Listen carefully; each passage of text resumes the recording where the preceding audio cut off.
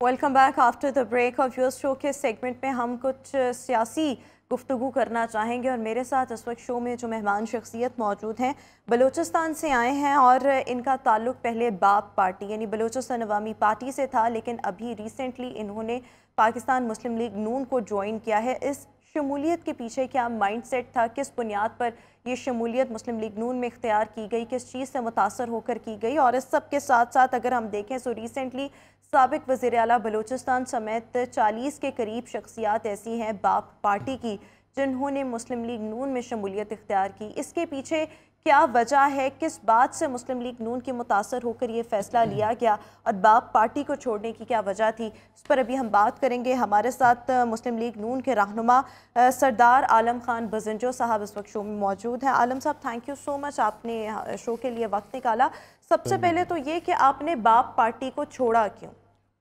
دیکھیں، پہلی بات تو یہ آپ تمام کا بہت زیادہ شکریہ کہ آپ نے وقت دیا، بلایا، اور اس کے ساتھ ساتھ باپ پارٹی چھوڑنے سے پہلے اگر میں کہوں کہ ہم نے باپ پارٹی بنائی کیوں اور اس کے پیچھے کیا نظریہ تھا اور وہ کیا ایک ویژن تھا جو لے کے ہم نے جتنی بھی نیشنلسٹ پارٹیز تھی، جتنی بھی کامپرس جماعتیں جنہیں کہتے ہیں، ان سے کنارہ کر کے ہم نے ایک ایسی پارٹی کی بنیاد رکھی جہاں پہ پشتون بھی ہو، بلوچ بھی ہو، پنجابی بھی ہو، سندھی بھی ہو، وہاں پہ کوئی نیشنلزم نہ ہو، بس ایک ہی نیشنلزم ہو جو کہ پاکستان ہے، اور ایک ہی ویژن ہے جس میں بلوچستان کی ترقی ہے، اور اس ویژن کو لے کے ہم نے بلوچستان عوامی پارٹی بنائی جام کمال خان کی قیادت میں۔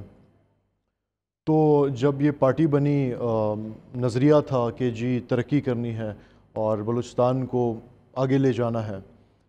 ہمیں صرف گورنمنٹ کے 2.5 سے 3 سال ملے، اس کے بعد ایک ووٹ آف نو کانفیڈنس ہمارے خلاف آ گئی۔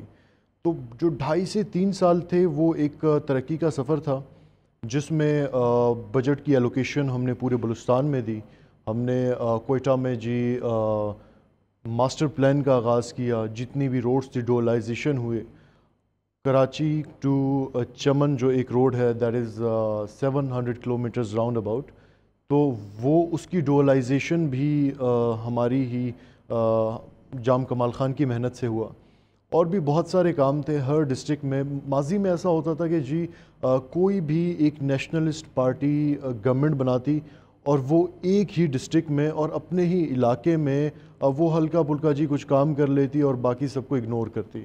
تو مین ویژن بلوچستان عوامی پارٹی بنانے کا یہ تھا، لیکن ہمارے لیڈر جام کمال خان کے خلاف جب ووٹ آف نو کانفیڈنس اپنے ہی اراکین لے آئے، دیکھیں دل ہمارا بلوچستان عوامی پارٹی سے وہاں خراب ہوا کہ ہمارے جو لیڈر ہیں جام کمال خان صاحب، he was a party president, لیکن ان کے خلاف ریزرو سیٹس کی خواتین بھی ان کے خلاف آ گئی تھی اور وہ ان کو نوٹس نہیں جاری کر پا رہے تھے، تو ایک دل وہاں سے خراب ہوا۔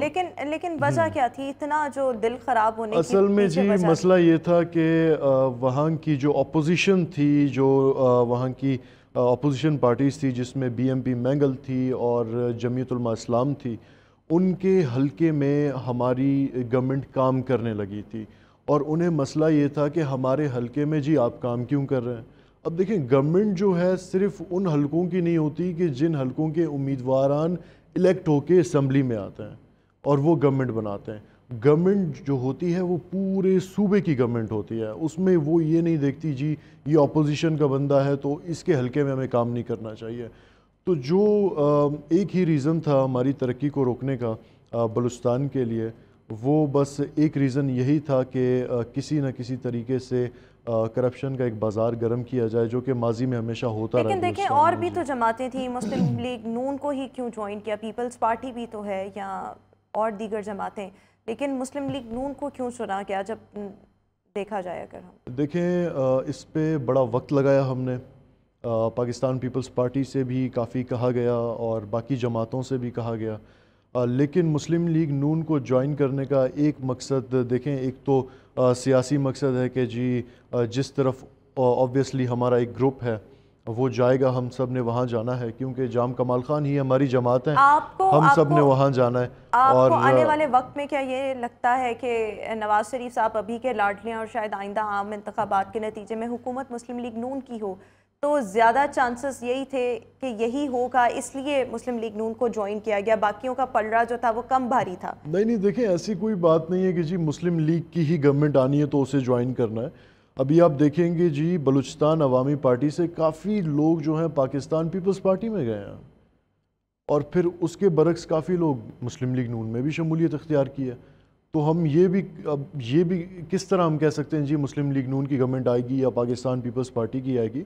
سیاست ہے، ہر کوئی اپنی جد و جہد میں لگا ہوا ہے، اور انشاءاللہ جام کمال خان کی قیادت میں ہمارے جتنے بھی دوست ہیں انہوں نے پاکستان مسلم لیگ نون میں شمولیت کی ہے، وہ جس طرح انہوں نے بلوچستان عوامی پارٹی کو سرو کیا ہے تو انشاءاللہ اسی طرح پاکستان مسلم لیگ نون کو بھی سرو کریں گے، بلوچستان ہو یا ملک کا کوئی بھی اچھا، خطہ ابھی ہو۔ تک آپ کو کتنا عرصہ ہو گیا مسلم لیگ نون میں آئے ہوئے؟ تقریباً ابھی تو شاید کوئی 15-20 دن ہوئے ہوں گے کم دن ہوئے ہیں، تقریباً۔ لیکن اس دوران آپ کو کیا، آپ کی اسیسمنٹ کیا ہے کہ مسلم لیگ نون کتنی پرعزم ہے آئندہ عام انتخابات کو لے کر، اور الیکشنز میں جیت کے لیے ابھی کیا اسٹریٹجی جو ہے وہ بنائی جا رہی ہے؟ یہ 15-20 دنوں میں جو آپ کی آبزرویشن یا انالیسز ہے وہ کیا ہے اس حوالے سے؟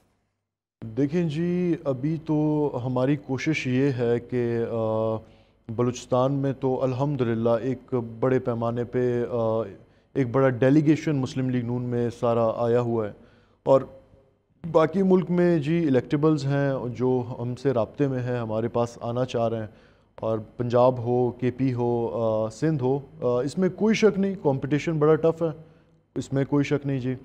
اور جس طرح سے ابھی آگے وقت بڑھتا جائے گا، اور جو میرا اپنا ذاتی انالیسز ہے اس میں ہماری غالباً کوئی پرسوں ہی ایک پارلیمنٹری بورڈ میٹنگ ہوئی تھی میاں محمد نواز شریف صاحب کے ساتھ، جن میں مریم نواز بھی تھیں، شہباز شریف صاحب بھی تھے، تمام ان کا بورڈ بیٹھا ہوا تھا۔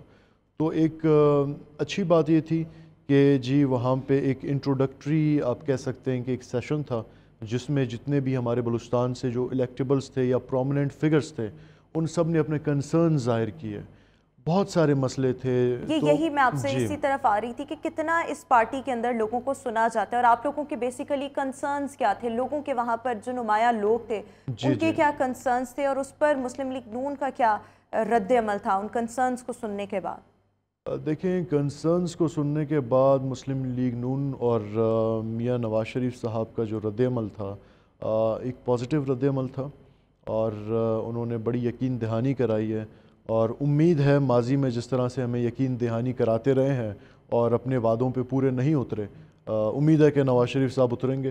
اور کیونکہ میں پھر کہنا چاہوں گا کہ ہم نے جام کمال خان کی قیادت میں مسلم لیگ نون میں شمولیت کی ہے، اور ہماری پارٹی بھی وہی ہے، ہمارا جھنڈا بھی وہی ہے، اور ہمارا بلوچستان میں ایک لیڈر جو ہے ہمارا وہ جام کمال خان ہے، اور یہ میرا اپنا ذاتی ایک مائنڈ ہے۔ باقی جہاں تک پارٹی کی بات ہے وہ پھر جو فیصلے ہوں گے انشاءاللہ لیکن دیکھا جائے گا۔ کنسرنز کیا تھے؟ میں وہ کنسرنز بھی جاننا چاہتی ہوں۔ کنسرنز کیا تھے جن کی وجہ سے مسلم لیگ نون میں گئے؟ جو آپ نے کہا کہ جو اجلاس ہوا، پارلیمانی بورڈ کا اجلاس ہوا، جس میں نواز شریف بھی تھے، شہباز شریف اور پرومیننٹ لوگوں نے، الیکٹیبلز نے وہاں پر اپنے کنسرنز شو کیے، میں بیسیکلی وہ کنسرنز دیکھیں جاننا ان چاہتی ہوں۔ میں دو ریزنز تھے۔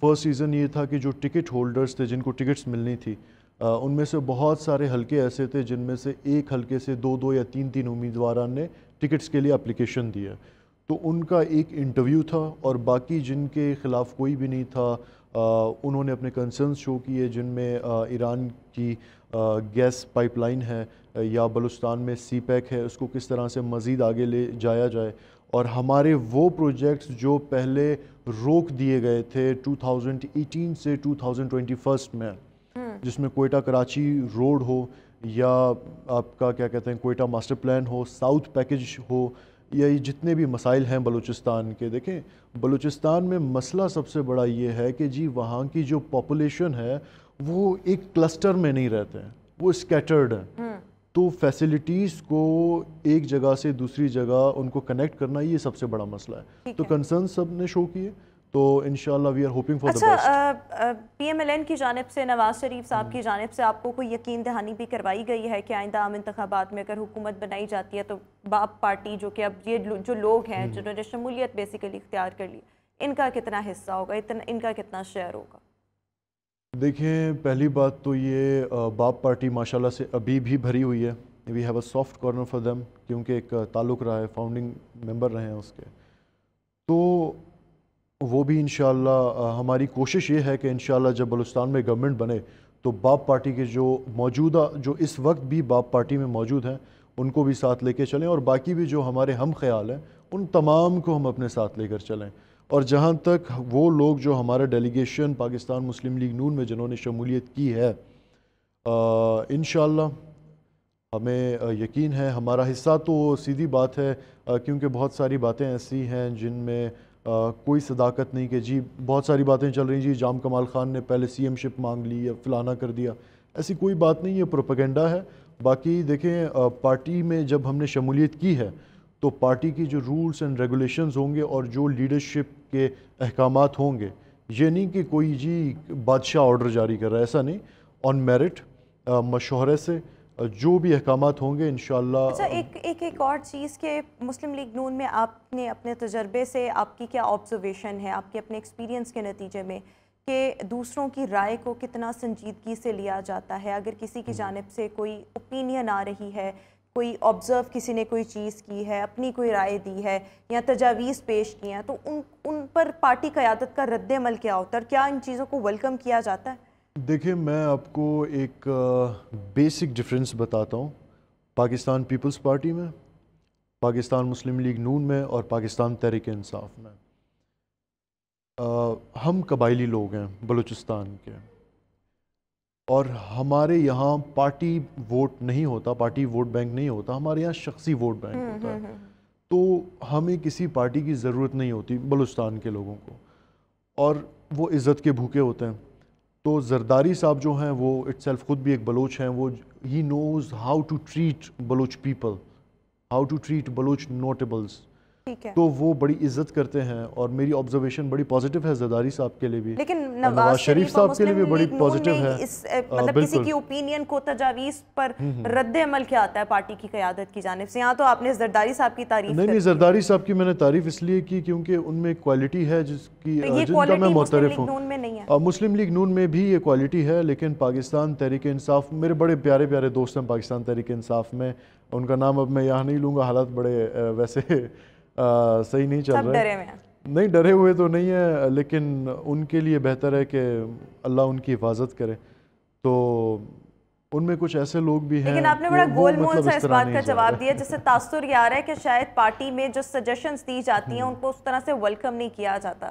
نہیں ویلکم جی کیا جاتا ہے، ویلکم کیا جاتا ہے، اس میں کوئی، اب دیکھیں ابھی ہمارا فرسٹ ایکسپیرینس ہے اس پارٹی میں، جام کمال خان پہلے بھی رہ چکے ہیں، ان چیزوں کو نوٹ کرنا چاہ رہے ہیں، آبزرو کرنا چاہ رہے ہیں، اس جی کی بنیاد پر آپ کوئی نتیجہ دیں گے یا کوئی اپنی اوپینین یا رائے آپ تب دینے کے قابل ہوں گے۔ بہت بہت شکریہ ہمارے ساتھ شو میں موجود تھے، آپ کا بہت شکریہ، آپ نے ہمارے شو کے لیے وقت نکالا۔ ویورز اسی کے ساتھ ابھی ہم شو میں ایک بریک شامل کریں گے، آپ سے ملاقات کریں گے ایک بریک کے بعد۔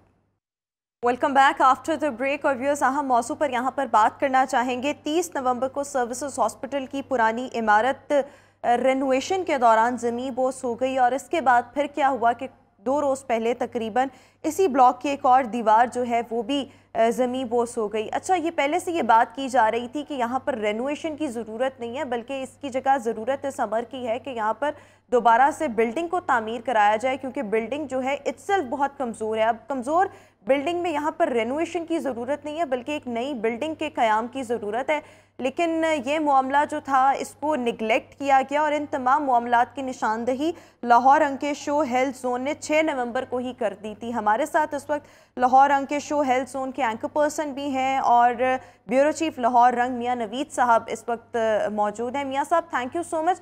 میاں صاحب رینویشن ابھی تک نہیں روکی، اور آپ لوگوں کی جانب سے یہ پہلے سے ہی اندیا دیا جا چکا تھا کہ عمارت اٹسیلف بہت ویک ہے، یہاں پر رینویشن کی نہیں، دوبارہ عمارت کو قائم کرنے کی، اس کے قیام کو جو ہے اس کا قیام عمل میں لانے کی ضرورت ہے۔ تو میں چاہوں گی اس واقعے کی مزید ڈیٹیلز جو ہیں وہ شیئر کی جائے آپ کی طرف سے۔ جی، اس کی سب سے جو بڑا مسئلہ تھا، جو شروع سے ہم کہہ رہے ہیں کہ یہ 1958 میں یہ بلڈنگ بنائی گئی تھی، اس کا افتتاح کیا گیا تھا، اور اب اس کو آپ کاؤنٹ کر لیں تو تقریباً یہ 70 سال پرانی بلڈنگ ہے۔ اب 70 سالہ پرانی بلڈنگ کو جب رینوویشن کرنا شروع کیا، اور رینوویشن کا جو طریقہ کار بھی ٹھیک نہیں تھا، جو عمارتیں تھیں کیونکہ ان کی کوئی سپورٹ نہیں تھی، اور سپورٹ نہ ہونے کی وجہ سے ان عمارتوں کو نیچے سے ان کا تمام سیمنٹ اتارا گیا، اور جو اس وقت کا گرینائٹ اور بڑا مہنگا ترین پتھر لگایا گیا تھا وہ توڑا گیا، اور یہ میں نے خود دورہ وزٹ کیا تھا، اور اسی دوران میں نے دیکھا کہ یہ جو ہے وہ مشینوں کے ساتھ، ڈرل مشینوں کے ساتھ اس کو توڑا جا رہا تھا، اور پوری تھرتراہٹ تھی اس بلڈنگ میں۔ تو خدشہ پیدا ہو گیا تھا مجھے تو اسی دن، اور مجھے خوف تھا کہ یہ تو مزدور کام کر رہے ہیں، یہ ان کے لیے کوئی نہ کوئی خدا نہ خاصا بڑا ہو سکتا ہے۔ یہی ہوا کہ 30 نومبر کو یہ بلڈنگ کلیپس کر گئی، اور پھر اس بلڈنگ کو کور کرنے کے لیے، چونکہ ظاہر ہے یہ رینوویشن کا فیصلہ کس نے کیا ہے، اس میں CNW، محکمہ صحت اور تمام جو ہے وہ ادارے شامل ہیں جنہوں نے یہ فیصلہ کیا، جس کے بعد یہ اربوں روپے کی رینوویشن ہے، اربوں روپے کی رینوویشن کا کام شروع کر دیا گیا۔ اب جب یہ سامعہ پیش آیا، اللہ تعالیٰ کی طرف سے یہ بات ہوئی کہ کوئی خدا نخواستہ جانی نقصان نہیں ہوا۔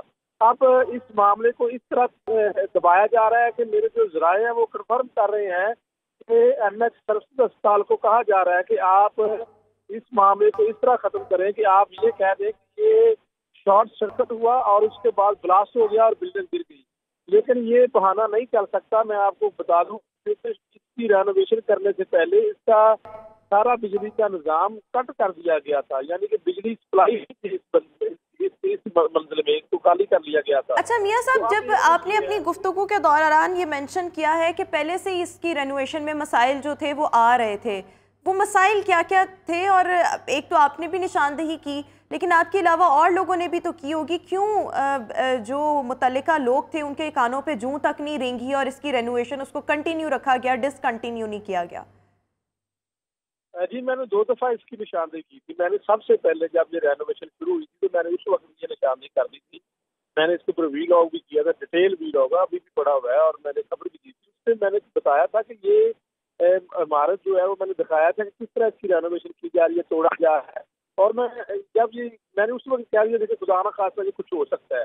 اس کے بعد یہ ہو گیا 30 نومبر کو، 30 نومبر کو بعد میں پھر میں نے ایک پروگرام کیا، میں نے کہا اس کا جو باقی حصہ ہے وہ انتہائی خطرناک کھڑا ہے، اور یہاں پر یہ میں بتا دوں کہ 30 نومبر کے بعد انہوں نے رینوویشن نہیں روکی، پھر اسی کو رینوویشن کرنے جا رہے تھے، اور اس کو پلر لگا کر جو اس کا کرنے جا رہے تھے، پھر جو ہے وہ دوسری مرتبہ بھی گر گئی۔ اب میں تیسری مرتبہ آپ کو پھر آپ کے پروگرام میں یہ بتانا چاہتا ہوں کہ کل پھر باقی جو حصہ ہے وہ بھی انتہائی خطرناک ہے، اب اس کی رینوویشن نہیں ہو سکتی۔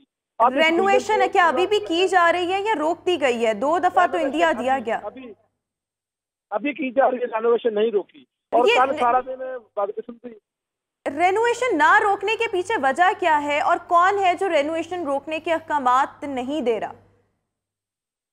دیکھیں جی، کل میں اس کے اوپر بھی آپ کو بتاتا ہوں، لیکن کل بدقسمتی سے ایک پوری بلڈنگ گری ہے۔ اگر یہ جانی نقصان نہیں ہوا تو اس کا مطلب وہاں پہ کسی نے نہیں آنا۔ کل کوئی سرکاری ادارہ وہاں پہ نہیں آیا، اور جب سرکاری ادارہ وہاں پر نہیں آیا تو پھر جو ہے وہ MS خود اکیلے ہی تھی، اور کسی نے وہاں پہ دورہ نہیں کیا۔ اور اب میں آپ کو بتا دوں کہ اس کی وجہ کیا، دیکھیں یہ اربوں روپے کا پروجیکٹ ہے، اور یہ CNW کو دیا گیا 10 ارب دیا۔ یہ نہ صرف سروسز بلکہ جنرل، جناح اور گنگا رام نیو، یہ سارے اسپتالوں کے اوپر جو رینوویشن کی جا رہی ہے، اور ان رینوویشن میں بہت سارے ایسے وارڈ تھے جس کے اوپر پروفیسروں نے خود پیسے اکٹھے کر کے بڑے اسٹیٹ آف دا آرٹ جو ہے وہ ادارے جو وارڈ بنا دیے تھے۔ میں سرسد کی ایک ایگزامپل دوں گا کہ سرسد کا میڈیکل 3 ہے یا غالباً 4 ہے، وہ اتنا اسٹیٹ آف دا آرٹ بنا دیا گیا تھا کہ ایسے تھا کہ جیسے پرائیویٹ اسپتال سے بھی اچھا ہے، اور وہ ڈاکٹر کہتے رہے کہ اس کی رینوویشن نہ کرے، لیکن وہ توڑ دیا سارا۔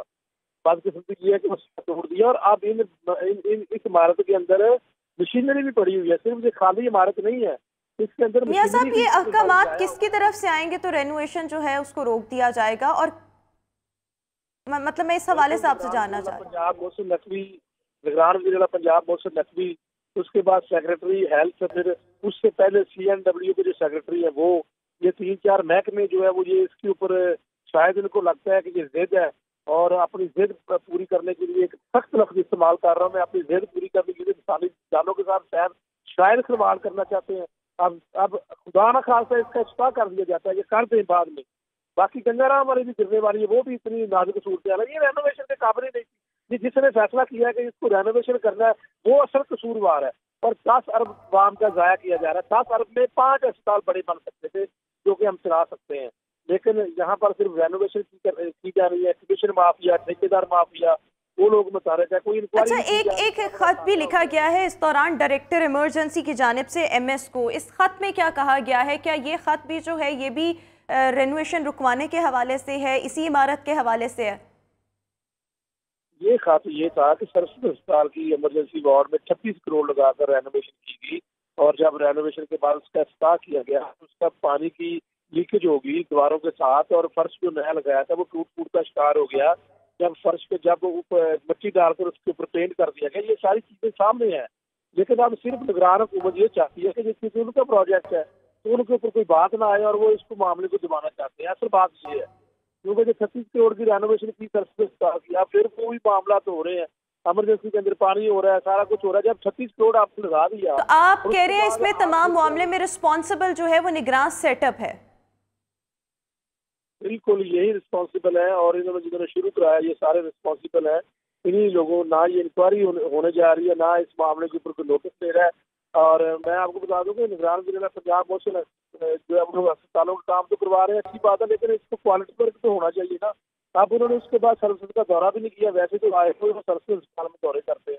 जब से ये बिल्डिंग गिरी है तब से जो है वो अस्पताल में नहीं आए। और दूसरी तरफ YDA ने कहा जी हमने मुकम्मल इसमें अगर ये रेनोवेशन कर दी तो हम इसमें खतरनाक तौर पर इस खतरनाक बिल्डिंगों में काम नहीं जाके करेंगे।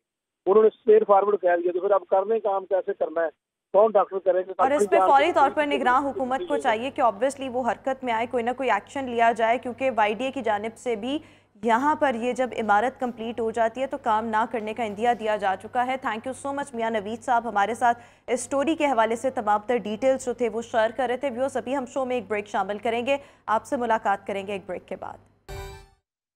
Welcome back after the break. और व्यूअर्स, जब हम दीन इस्लाम की बात करते हैं सो हमारे मज़हब में सच्चाई का हुक्म दिया गया है, सच बोलने का हुक्म दिया गया है, ईमानदारी का हुक्म दिया गया है, और इस सब के साथ साथ लोगों को, दूसरे लोगों को धोखा देने से मना फरमाया गया है। हमारे अमाल, हमारे अल्फाज दोनों इनफरादी तौर पर भी, और अगर हम पब्लिकली बात करें तो उनको एक होना चाहिए। यानी कि ये नहीं कि हमारे अमाल कुछ और कह रहे हैं और हमारे अल्फाज कुछ और हैं, हम कर कुछ रहे हैं और हमारे जो हम बातें करते हैं वो उससे यकसर तौर पर मुख्तलिफ हैं। इसके साथ साथ अगर हम देखें तो बेईमानी से, बददियानती से मना फरमाया गया है, और इस हवाले से नबी पाक सल्लल्लाहु अलैहि वसल्लम ने अपने खुतबों में अक्सर ये जुमला जो थे वो पढ़ा करते थे, जिसका तर्जुमा कुछ यूँ है कि जिस शख्स में इमानतदारी ना हो उसका ईमान जो है वो मोतबर नहीं है, और जो शख्स अहद का पाबंद ना हो इसके दीन का भी कोई एतबार जो है वो नहीं है। यानी कि ईमानदारी जो है उसका हुक्म दिया गया है, उसका दर्स दिया गया है। लेकिन अगर हम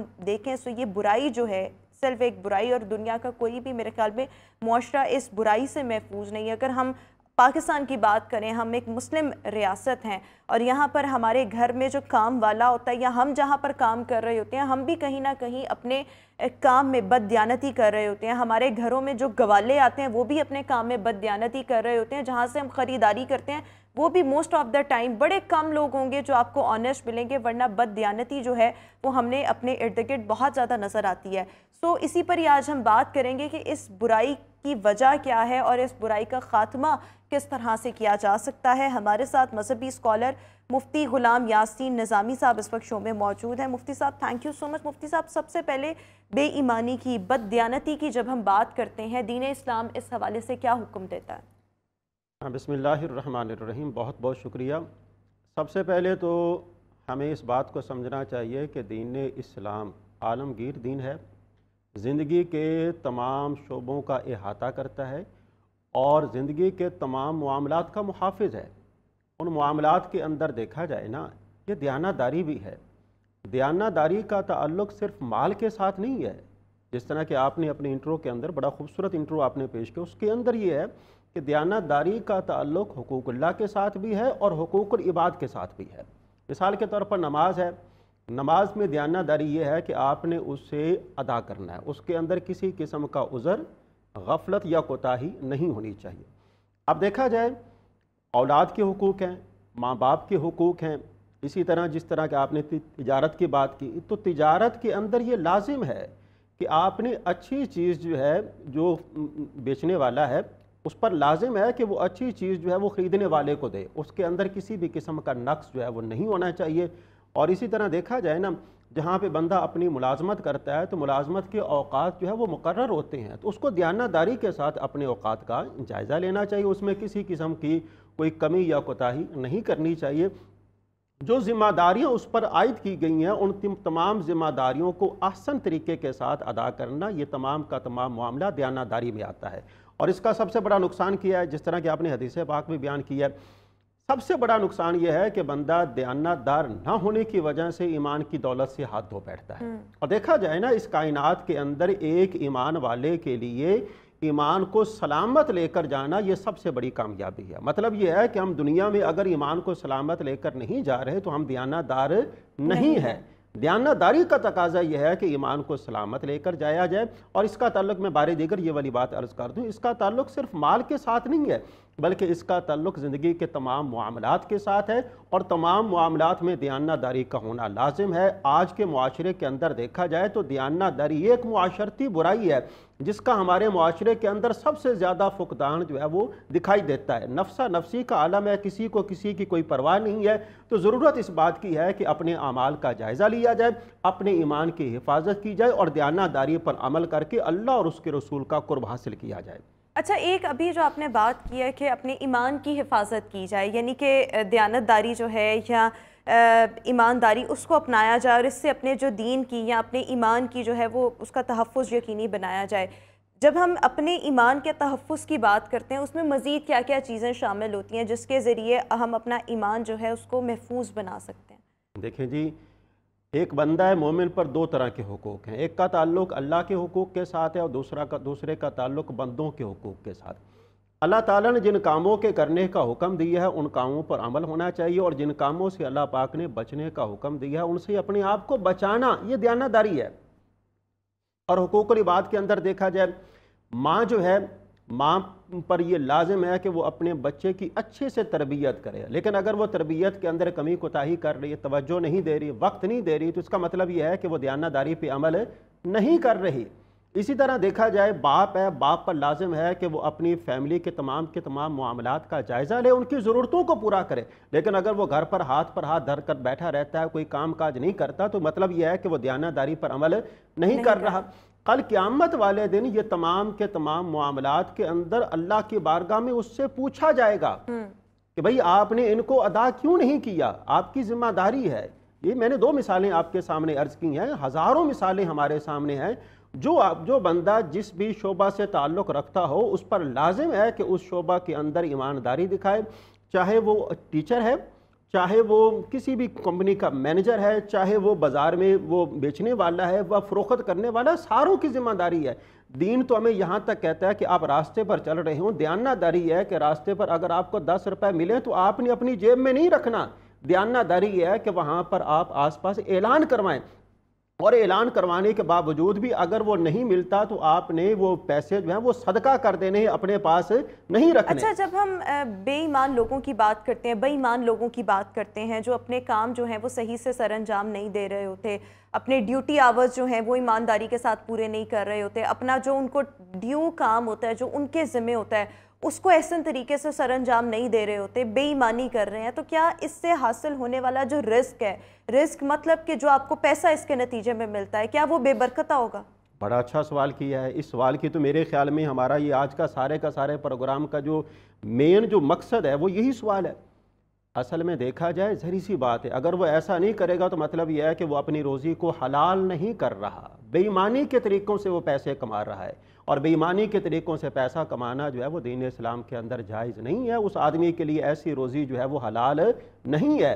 ज़हरी सी बात है, वो ये अमानत है ना, और अगर वो इसके अंदर ख़यानत करता है तो ख़यानत के मुर्तकिब हो जाने की वजह से ये गुनाह कबीरा है। अगर वो गुनाह कबीरा का मुर्तकिब हो रहा है तो उसकी रोज़ी जो है वो कैसे हलाल हो सकती है? तो इसलिए उसको चाहिए कि ज़िंदगी के तमाम मामलात के अंदर बाप है, शौहर है, बीवी है, जिसकी जो जिम्मेदारियां हैं उनको चाहिए कि वो तमाम के तमाम जिम्मेदारियों को आसान तरीके से अदा करें। ये जब हम बात करते हैं कि यानी कोई भी جو اپنی جاب سر انجام دے رہا ہے، جو اس کی جاب ڈیوٹی ہے، ایک تو یہ ہو گیا آپ کے ورک پلیس کے کام یا آپ کا کاروبار یا آپ کی نوکری، اس میں جو آپ کی ذمہ داریاں ہیں ان کو احسن طریقے سے سر انجام دینا. کیا اس میں یہ بھی چیزیں آتی ہیں کہ جو ہماری ڈیوٹیز ہیں، جیسے اپنے ماں باپ کی خدمت کرنا، ان کی عزت کرنا، ان کا حق جو ہے وہ ادا کرنا، ہمارے پہ جو ذمہ داریاں ہیں، اگر ہم اس میں بے ایمانی کر رہے ہیں تو کیا یہ چیزیں بھی بے ایمانی کے زمرے میں ہی آئیں گی کہ جو ہمارے حقوق ہیں، جو ہماری رسپانسبلٹیز ہیں، ان کو فلفل نہ کرنا؟ جی بالکل، یہ بھی بددیانتی میں آتی ہیں، یعنی کہ دیانتداری کے نہ ہونے میں آتی ہیں.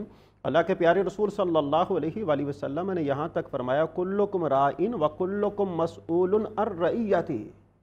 یہ حدیث پاک ایسی ہے، تمام شعبوں کے جو سربراہان ہیں ان کو ضرور اس بات کا جائزہ لینا چاہیے. اگر وہ کسی کام کے حوالے سے ان کو ذمہ داری دی گئی ہے تو کل قیامت والے دن اس ذمہ داری کے بارے میں اگر وہ کمی کوتاہی کریں گے تو ان سے پوچھا جائے گا. اور اگر دوسرا پہلو، اگر وہ اس ذمہ داری کو آسان طریقے سے ادا کریں گے تو اللہ تبارک و تعالیٰ انہیں اجر و ثواب بھی عطا فرمائے گا، ان کے ایمان کی حفاظت بھی فرمائے گا، ان کے رزق میں برکت اور ان کے رزق میں اضافہ بھی فرمائے گا. بصورت دیگر اگر وہ ایسا نہیں کر رہے تو نہ کرنے کی وجہ سے وہ اپنے ایمان کو بھی خراب کر رہے ہیں، اپنی روزی جو ہے اس کو بھی خراب کر رہے ہیں، یعنی اپنی روزی کو وہ حرام بنا رہے ہیں. جو ذمہ داریاں جس بندے کے حوالے کی گئی ہیں، اللہ پاک نے قرآن عزیز میں فرمایا ان اللہ یأمر ان تؤدوا الامانات الی اہلہا. اللہ کا حکم ہے، بے شک اللہ تعالیٰ آپ کو اس بات کا حکم دیتا ہے کہ امانتیں ان کے اہل کے حوالے کر دی جائیں.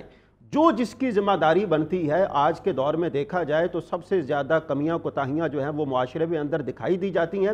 ہر ایک کو اپنے اعمال کا جائزہ لینا چاہیے، اپنی آخرت کی فکر کرنی چاہیے اور معاملات کو اچھے طریقے سے ادا کرنا چاہیے. ظاہر سی بات ہے، یہ دنیا عارضی ہے، یہ دنیا فانی ہے، ہمیں آخرت کے لیے زیادہ سے زیادہ اہتمام کرنا چاہیے اور اس چیز کو اپنے پیش نظر رکھنا چاہیے. اچھا، ایک اور یہ چیز کہ جو لوگ ناپ تول میں کمی کرتے ہیں، اس میں بے ایمانی کرتے ہیں، ان کے لیے دین کیا حکم دیتا ہے یا ان کے لیے کیا سزائیں ہیں؟ دیکھیں قرآن عزیز کے اندر ان کے لیے بیان کیے گئے، یہ بھی اگر دیکھا جائے نا، یہ بھی بددیانتی میں آتا ہے. سابقہ جتنی بھی قومیں ہیں، سابقہ جو قرآن عزیز کے اندر جن قوموں کا ذکر کیا گیا ہے، ان قوموں کے اندر جو سب سے بڑی برائی تھی وہ بددیانتی کی تھی. بددیانتی کا ایک مطلب یہ بھی ہے حق اور سچ کو جانتے ہوئے جھوٹ کا ساتھ دینا، یہ بددیانتی ہے. میں نے شروع میں جس طرح کی عرض کیا کہ بددیانتی کا تعلق صرف مال کے ساتھ نہیں ہے بلکہ زندگی کے تمام معاملات کے ساتھ ہے. اگر آپ سچ نہیں بول رہے تو اس کا مطلب یہ ہے کہ بددیانتی کر رہے ہیں. اگر آپ ظالم کا ساتھ دے رہے ہیں تو مطلب یہ ہے کہ بددیانتی کر رہے ہیں. دیکھیں بددیانتی کا دائرہ کار حقوق اللہ کے ساتھ بھی ہے اور حقوق العباد کے ساتھ بھی ہے. جس طرح کہ ابھی آپ نے پوچھا سے جو لوگ ناپ تول میں کمی کرتے ہیں، بلا شبہ ناپ تول میں کمی کرنے والے جو ہیں ان کے بارے میں اللہ تبارک و تعالیٰ نے 30ویں پارے کے سورہ مطففین کے اندر فرمایا وَيْلٌ لِّلْمُطَفِّفِينَ. ناپ تول میں کمی کرنے والوں کے لیے جہنم میں ایک وادی ہے جس کا نام ہے ویل. تو اتنی بڑی ان کے لیے سزا رکھی گئی ہے. تو یہ سزا جو ہے وہ کس وجہ سے ان کو دی جا رہی ہے؟ بددیانتی کی وجہ سے دی جا رہی ہے. ہمارے ہاں دیکھا جائے نا، جو تاجر طبقہ ہے بڑے ادب سے ان کی بارگاہ میں عرض ہے. اللہ کے پیارے رسول صلی اللہ علیہ وآلہ وسلم سے پوچھا گیا یا رسول اللہ سب سے زیادہ جھوٹ کہاں پر بولا جاتا ہے؟ آپ نے فرمایا سب سے زیادہ جھوٹ جو ہے وہ کاروبار میں بولا جاتا ہے. اب دیکھا جائے نا، ہمارے ہاں جو کاروبار بیچنے والے وہ کہتے ہیں کہ چیز یہ اتنے کی ہے، ہم اتنے کی بیچ رہے ہیں، تو ان کو چاہیے کہ وہ دیانتداری کے اصولوں پر عمل کریں. نبی کریم صلی اللہ علیہ وآلہ وسلم آپ تو مدینہ منورہ کے بازاروں میں جایا کرتے تھے، چیزوں کا جائزہ لیا کرتے تھے اور آپ لوگوں کو اس بات کی تلقین کیا کرتے تھے کہ نہیں، آپ کے جو جتنے پیسے بنتے ہیں وہ نفع جو ہے وہ زیادہ بھی نہیں ہونا چاہیے تاکہ دوسروں کے اوپر ظلم نہ ہو. ظاہر سی بات ہے ظلم ہوگا تو یہ بھی بددیانتی ہے.